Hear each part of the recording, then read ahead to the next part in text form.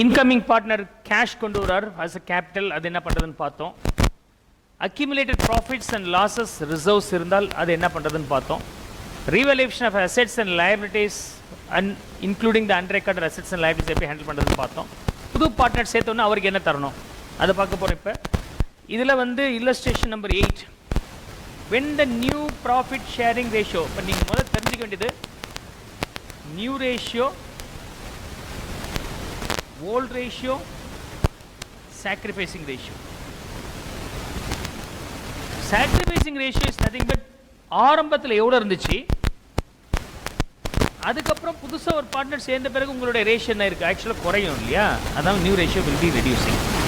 You may be earning 50%, after an admission you are getting only 40%, 10% விட்டு கொடுக்குறீங்க, அதான் sacrificing ratio. இதுதான் இதோடைய தன்மை. Sacrificing ratio is equal to old ratio minus new ratio. predominant of NR, right? So நல்ல ஞாபகம் வச்சுங்க, NR new ratio or old ratio, SR sacrificing ratio அப்படியே வச்சுங்க. Sacrificing ratio is equal to old ratio minus new ratio, right? When new profit sharing ratio is given, sacrificing ratio நம்ம எப்படி கண்டுபிடிக்கிறோம்னா old ratio minus new ratio, அவ்வளவுதான். illustration number 8 work out பண்ணி காமிக்கிறேன். So illustration 8 எடுத்துக்கிட்டிங்கன்னா அன்பு and Raju R partners. யார் யார் partners அப்படின்னு சொன்னாக்கா Anbu and Raju are the partners. இவங்க ரெண்டு பேருமே partners. Share profits and losses in the ratio of 3:2. Akshay also joins. Akshay is admitted as a new partner. The new profit sharing ratio among Anbu, Raju and Akshay வந்து 5:3:2 அப்படின்னு சொல்லியிருக்கிறாங்க. 5:3. இது old ratio, இது new ratio. Find out the sacrificing ratio. ஆரம்பத்தில் எனக்கு 3/5 கிடைச்சது, admission பிறகு 5/10 கிடைக்குது. 5:3 5/10 கிடைக்குது. 3/5 இருக்கிறது 5/10 இருக்குது. 50% கொஞ்சம் குறைஞ்சிருக்கா இல்லையா, வந்தவர் கொடுக்கணுமா இல்லையா. இப்போ வந்தவருக்கு கொடுத்தது போக எனக்கு என்ன இருக்கோ அதுதான் இப்போ நியூ ரேஷியோ. அப்போ ஓல்ட் ரேஷியோ 3/5, நியூ ரேஷியோ 5/10 அப்படின்னா ரெண்டுக்குள்ள டிஃபரன்ஸ் தான் என்னுடைய சாக்ரிஃபைசிங் ரேஷியோ. அந்த சாக்ரிஃபைசிங் ரேஷியோ எப்படி கண்டுபிடிக்கிறீங்க அப்படின்னு சொன்னாக்கா, sacrificing ratio is nothing but volt ratio minus new ratio. அன்புக்கு எடுத்துக்கிட்டிங்கன்னா ஓல்ட் ரேஷியோ வந்து எவ்வளோ இருக்குது 3/5, நியூ ரேஷியோ எவ்வளோ இருக்குது அப்படின்னு சொன்னாக்கா 5/10. So 10, 6 minus 5, 1/10 is the final answer. 1/10 is the final answer. Okay. Anbu Raju case வரும்போது old ratio being 2/5, new case being 3/5. அப்போ சார் 3/10. இந்த லாஸ்ட் இருக்க 2 அது யாருக்கு, அக்ஷய்க்கு. அன்பு, ராஜு, அக்ஷய்க்கு 5:3:2 இஸ் நியூ ரேஷியோ. அன்போட நியூ ரேஷியோ 5/10, ராஜுவோட நியூ ரேஷியோ 3/10, அக்ஷயோட நியூ ரேஷியோ 2/10. முன்னாடி ஒன்று கிடையாது. ஸோ இப்போ வந்து பார்த்தீங்கன்னா ரெண்டு மீன்ஸ் எல்சிஎம் எடுக்கணும். ஸோ 10, 4 minus 3, அப்போ 1/10. அப்போ அன்பும் ராஜுவும் எவ்வளோ சாக்ரிஃபைஸ் பண்ணியிருக்கிறாங்கன்னா 1/10 இஸ் நத்திங் பட் 1:1 ரேஷியோவில் சாக்ரிஃபைஸ் பண்ணியிருக்கிறாங்க. This is the first case. நான் கவனிங்க, இப்போ இது ரொம்ப ஈஸி. இல்லஸ்ட்ரேஷன் 8 வந்து டேரெக்டாக நம்ம கண்டுபிடிச்சு போட்டோம். கன்ஃபியூஷன்ஸ் வந்து உங்களுக்கு மற்ற விஷயங்கள் கண்டுபிடிக்கும் போது, நியூ பிஎன்எல் ரேஷியோ கண்டுபிடிக்கும் போது பெரிய கன்ஃபியூஷன்ஸ் வருது.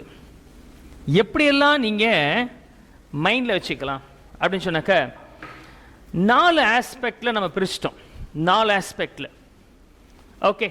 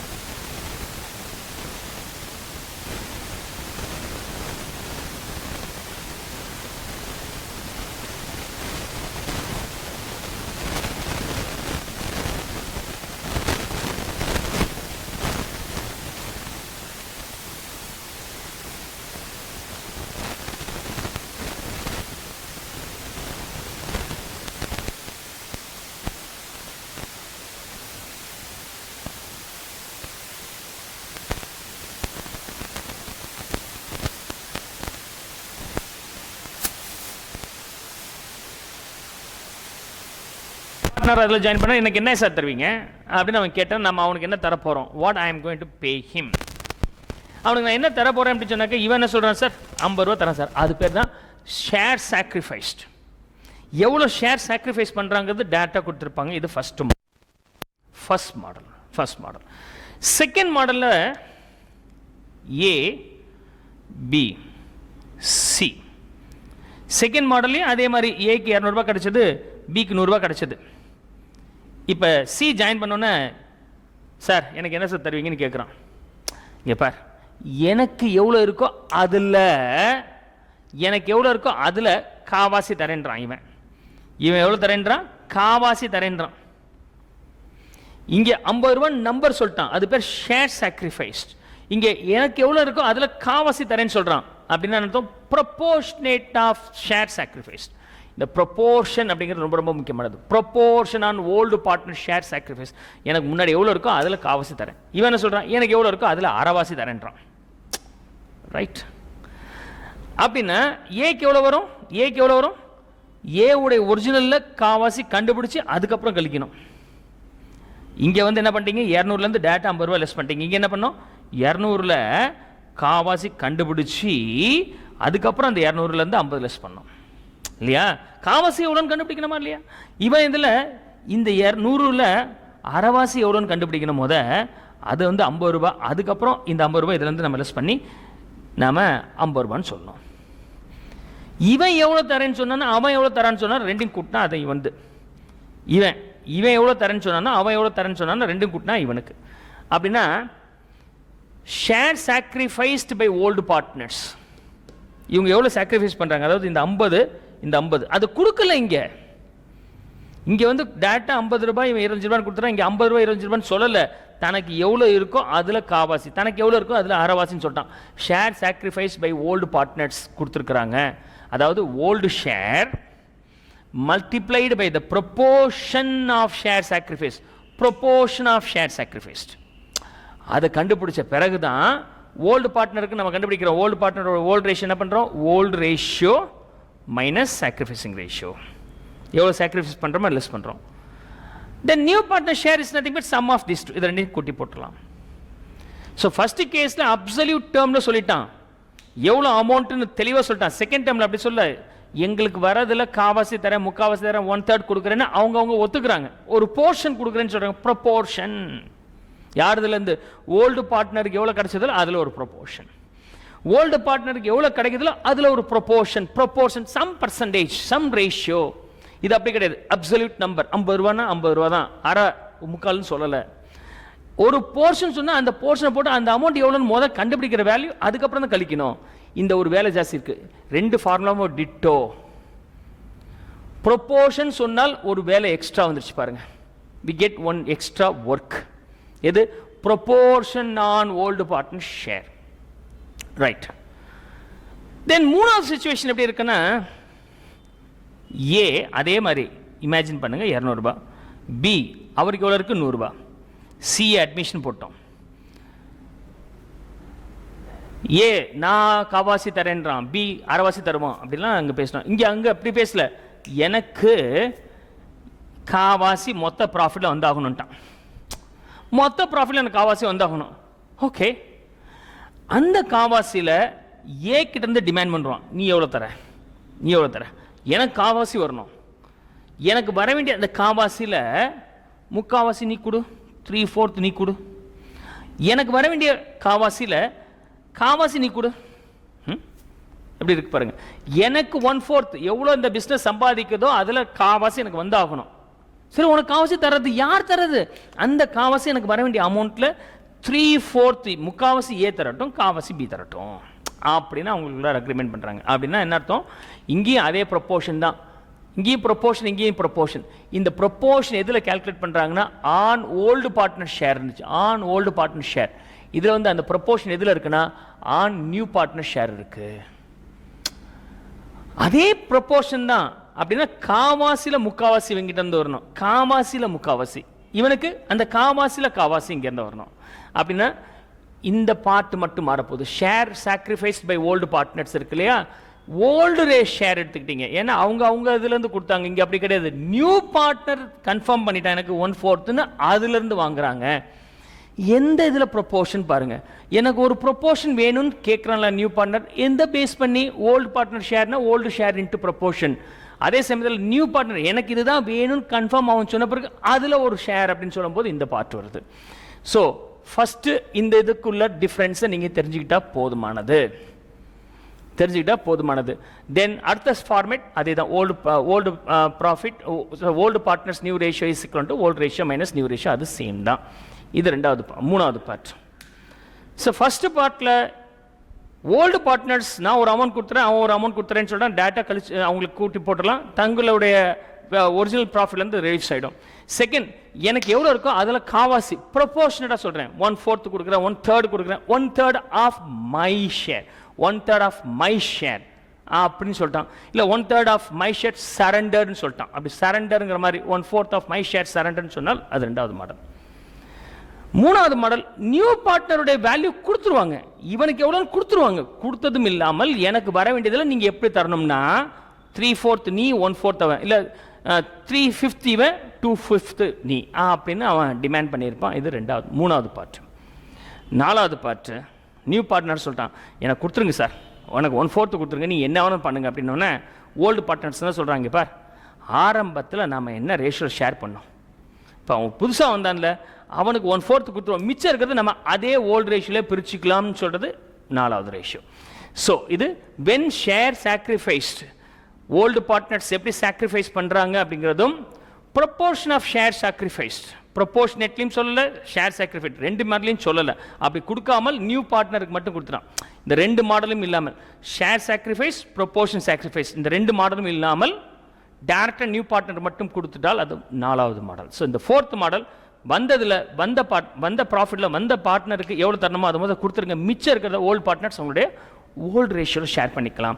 அதாவது remaining share after new partnership வந்தியா, நியூ பார்ட்னரோட ஷேரை முதல் கொடுத்துருங்க அப்படின்னா, எவ்வளோ சம்பாதிச்சிங்களோ ₹1 சம்பாதிச்சிங்கன்னா நியூ பார்ட்னர் ஷேரை முதல் கொடுத்துருங்க, மிச்சம் இருக்குது இல்லையா, அந்த மிச்சம் இருக்கிற ரிமைனிங் ஷேரை ஓல்டு பார்ட்னர்ஸ் அவங்களுடைய ஓல்டு ரேஷியோவில் ஷேர் பண்ணிக்கிட்டோம்.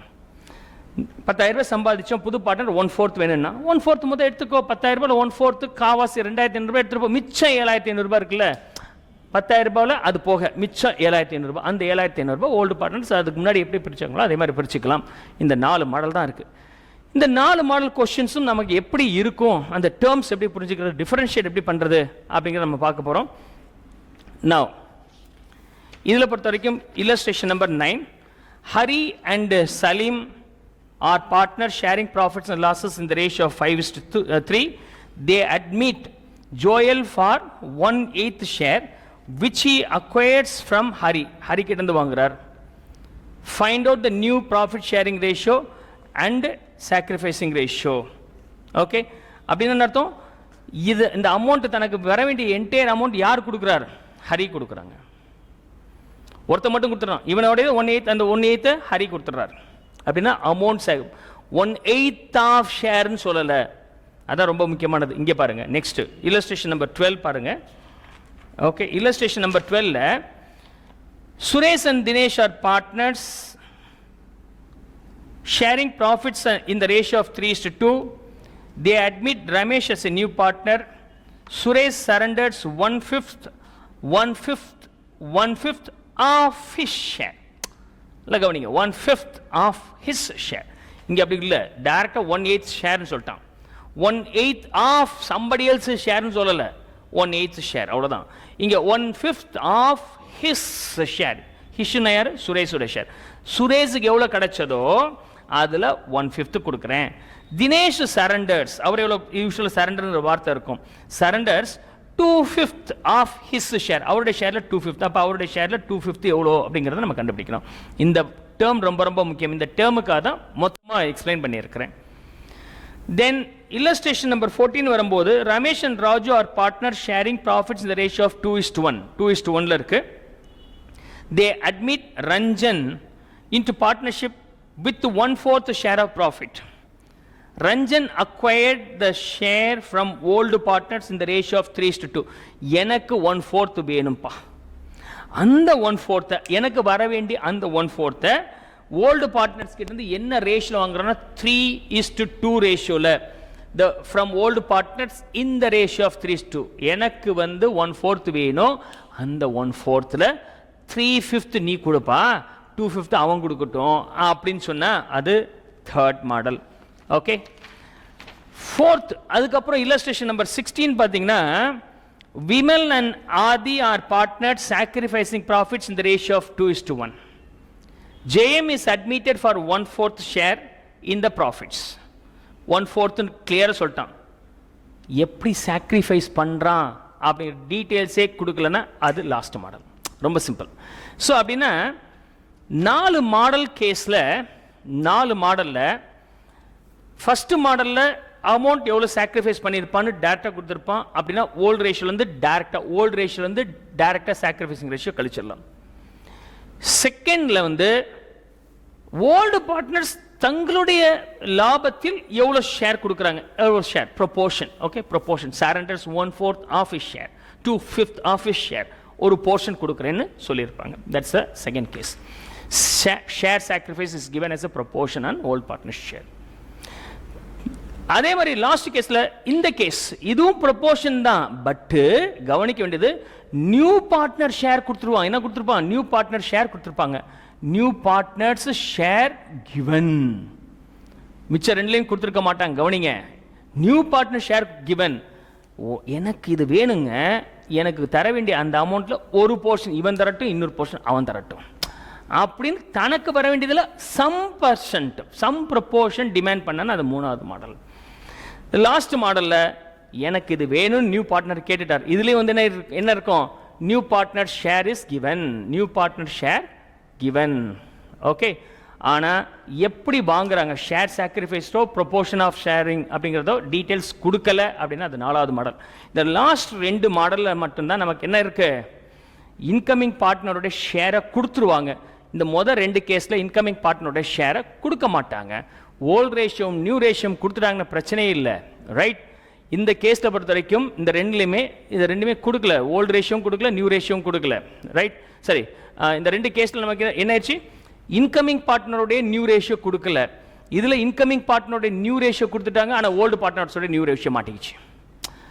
ஓல்டு பார்ட்னர்ஸோடைய ஓல்டு ரேஷியோவும் நியூ பார்ட்னர் ஜாயின் பண்ண பிறகு என்டையர் நியூ ரேஷியோவும் கொடுத்துட்டாங்கன்னா ஒன்றும் பிரச்சனை இல்லை. தான் ஃபஸ்ட்டு மாடல் இல்லஸ்ட்ரேஷன் நம்பர் 8ல் பார்த்தோம். 9ல் வரும்போது ஓல்டு பார்ட்னர் ரேஷியோ கொடுத்துறாங்க, இன்கமிங் பார்ட்னருக்கு எவ்வளோ தராங்கன்னு சொல்லலை, ஆனால் ஷேர் கொடுத்துறாங்க, சாக்ரிஃபைசிங் ஷேர் கொடுத்துருக்காங்க. 2வது கேஸில் வரும்போது இன்கமிங் பார்ட்னருக்கு ஒவ்வொரு ஓல்டு பார்ட்னர்ஸும் தங்களுடைய லாபத்தில் ஒரு ப்ரொபோர்ஷன் கொடுக்குறேன்னு சொல்லிட்டாங்க. அது 2வது மாடல். 3வது, இன்கமிங் பார்ட்னருக்கு இது வேணும்னு கேட்டார், நியூ பார்ட்னர் ஷேர் கிவன். அந்த அமௌண்ட்டை அவன் ஓல்டு பார்ட்னர் கிட்ட இருந்து எந்த ரேஷியோல வாங்குறாங்க அப்படிங்கிறது கொடுத்துருப்பாங்க. A portion of his share is recovered from one partner, another portion is another partner. Last கேஸ்ல இன்கமிங் பார்ட்னர் எனக்கு இது வேணும்னு கேட்டார், ஆனா ஓல்டு பார்ட்னர் கிட்ட இருந்து எப்படி வாங்குறான்னு சொல்லல. ஷேர் சாக்ரிஃபைஸோ ப்ரொபோர்ஷன் ஆஃப் சாக்ரிஃபைஸோ கொடுக்கல அப்படின்னு சொன்னாக்க மொத்த பணத்தில் அவனுக்கு முதல் கொடுங்க, மிச்சம் இருக்கிறத ஓல்டு பார்ட்னர்ஸ் ஓல்டு ரேஷியோல பெறுங்க. These are the 4 models. Let's solve one by one. ஒவ்வொரு சம்மா நான் சால்வ் பண்ணிட்டே வரேன், கவனிங்க. So that you will understand better. Right. Ninth illustration. Partners Hari and Salim, ratio 5:3. Joel for 1/8 share he acquires from Hari ன்னு சொல்லிட்டாங்க. அப்போ old ratio வந்து என்னது? Old partners new ratio is equal to old ratio minus sacrificing ratio. இதில் ஹரி எடுத்துக்கிட்டிங்கன்னா old ratio 5/8. அவர் எவ்வளோ கொடுக்குறாரு? 1/8 கொடுக்குறார். அப்படின்னா பேலன்ஸ் வந்து 4/8. அண்ட் சலீம் அவரை பற்றி ஒன்றும் தெரியல, அவர் கொடுக்கவே இல்லை. ஸோ ஆரம்பத்தில் 3/8 இருக்குது, அவர் ஒன்றும் கொடுக்கல. அப்படின்னா இட் ரிமைன்ஸ் 3/8. இப்போ நியூ ரேஷியோ என்னது? இவருக்கு எவ்வளோ கிடைக்கும்? ஜோயலுக்கு இவங்க 2 பேர் சேர்த்து கொடுத்தது தான் இவர் கிடைக்கும். ஜோயலுக்கு எவ்வளோ கிடைக்குது? ஹரி கொடுத்த ஒரு 1/8 அண்டு சலீம் கொடுத்த வேல்யூ, சலீம் தான் ஒன்றுமே கொடுக்கலையே, 0. அப்படின்னா 1/8. அப்போ new ratio being 4:3:1 is the new ratio. I hope so you could now understand the way of calculating the new ratio for the first illustration. 9th illustration போட்டாச்சு. அப்புறம் 10, 11 இதே மாடலில் இருக்கிறத போட்டு முடிச்சு then I'll go for the 12th. ஆனால் எதுவுமே erase பண்ணல. என்ன காரணம்? அந்த difference புரிஞ்சிக்கிறதுக்காக I am not going to erase anything. Right. So next part பாருங்க. illustration number 9. Okay, illustration number 10 பார்க்கலாம். So I am going to discuss the illustration number 10 here. Okay, so illustration number 10. Illustration number 10 ல பாத்தீங்கன்னா Ravi and Kumar are the partners. Illustration 10. Partners வந்து Ravi and Kumar. And அவங்களுடைய P&L ratio 7:3.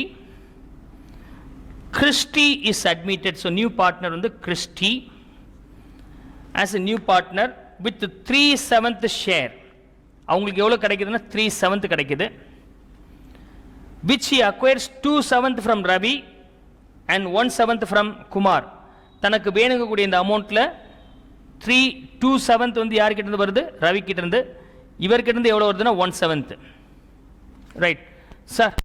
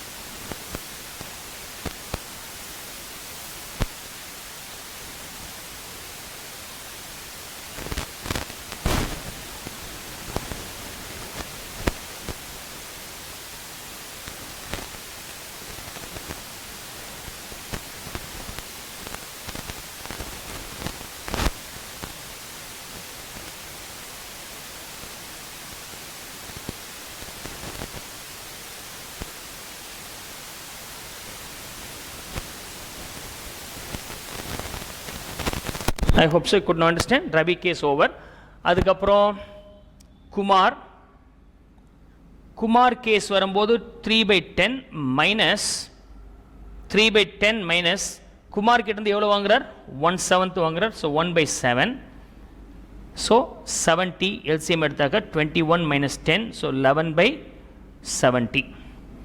அதே சமயம் incoming பார்ட்னரான கிறிஸ்டிக்கு எவ்வளவு வரும் அப்படின்னு சொன்னாக்க இவங்க ரெண்டு பேர் என்ன கொடுத்தாங்களோ sum of the amount sacrificed. Okay, அதான் வந்து டேரக்டாகவே கொடுத்துருக்காங்க 3/7. அதாவது 2/7 ஒருத்தன் கொடுக்குறான், 1/7 ஒருத்தன் கொடுக்குறான், ரெண்டையும் சேர்த்திங்கன்னா 3/7 அதையும் அவங்க கொடுத்துட்டாங்க. So final answer will be Ravi and Kumar and Christy எவ்வளோ இருக்குன்னா 29/70 ரவிக்கு, கிஷோருக்கு 11/70 அண்டு கிறிஸ்டிக்கு பொறுத்த வரைக்கும் 3/7 இருக்கு. இந்த ரெண்டுலையுமே டினாமினேட்டர் 70 இருக்கு. லாஸ்ட் கேஸுக்கு டினாமினேட்டர் 7 இருக்கு. இதை 70 ஆகக்கூடாதுன்னு நீங்கள் என்ன பண்ணணும்? 70/7 அப்போ 10 மல்டிப்ளை பண்ணணும். டினாமினேட்டர் 10 மல்டிப்ளை பண்ணிங்கன்னா numerator should also be multiply with the same number 10. அப்போ 29/70 is to 11/70 is to 30/70. Denominator ஈக்குவலாக இருக்கும்போது நீங்கள் டினாமினேட்டர் கேன்சல் பண்ணிவிட்டு 29:11:13 நீங்கள் எடுத்து எழுதிடலாம். எப்பொழுதுமே நியூமரேட்டர் கூட்டினீங்கன்னா it should be equal to the denominator value. So 29 + 11 40 + 30 70. அப்போ டினாமினேட்டர் வேல்யூ வந்துருச்சுன்னா your answer is error free. So we have completed the illustration number 10. Now I am going to solve the illustration number 11. Illustration number 11 இதே ஆங்கிளில் இருக்கிறது தான். Let me finish up that now. So இதே proportion model இருக்கிற ஒரு concept I am going to teach you now. So illustration number 11. Okay.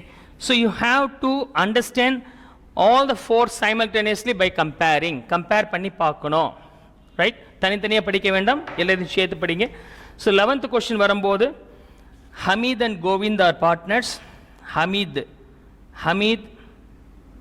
and Govind were the partners, sharing profits and losses in the ratio of 5:3. They admit John as a partner. அவங்க யாரை admit பண்றாங்க? ஜானை பார்ட்னரா சேர்க்கறாங்க. His share. John acquires his share 1/5 from Hamid and 1/5 from Govind. தனக்கு வர வேண்டிய அமௌண்ட்ல 1/5 from Hamid. Okay. 1/5 of Hamid share னு சொன்னா அது அந்த மாடல்ல மாறிடும். அப்படி இல்லாம டைரக்டா 1/5 from Hamid னு சொன்னால் அது இந்த ஃபர்ஸ்ட் மாடல்ல வந்துருது. 1/5 from Hamid, 1/5 from Govind. Right? So, find out the new P&L ratio and all. The first case வரும்போது நம்ம பாயிண்ட் நம்பர் 1 வந்து ஸ்டெப் நம்பர் 1 வந்து என்னது? You have to find out the new profit, new partners, new ratio. அது which is nothing but old ratio minus sacrificing ratio. New partners share கண்டுபிடிக்கணும், which is sum of the all the amount sacrificed. Right? So, illustration number 11. So, Hamid new share ratio. Hamid case வரும்போது old ratio minus sacrificing ratio. Old ratio 5/8. அவர் எவ்வளோ sacrifice பண்ணுறாருன்னா 1/5 sacrifice பண்ணுறார். So minus 1/5 அப்படின்னா 40, 25 minus 8, okay 17/40 is Hameed case.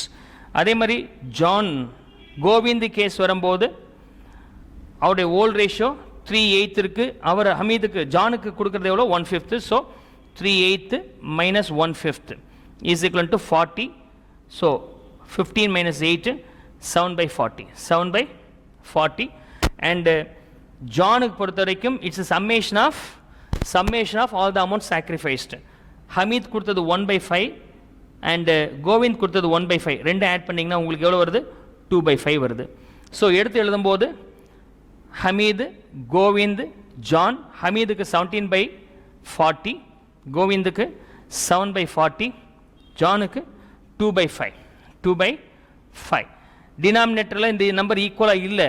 ஈக்குவலாக இருக்கிறதுக்கு நீங்கள் என்ன பண்ணணும்? 40/5, 8. அப்போ 8 ஆர் டினாமினேட்டர்லையும் சரி நியூமரேட்டர்லையும் சரி மல்டிப்ளை பண்ணோம்னா நமக்கு என்ன கிடைக்குது?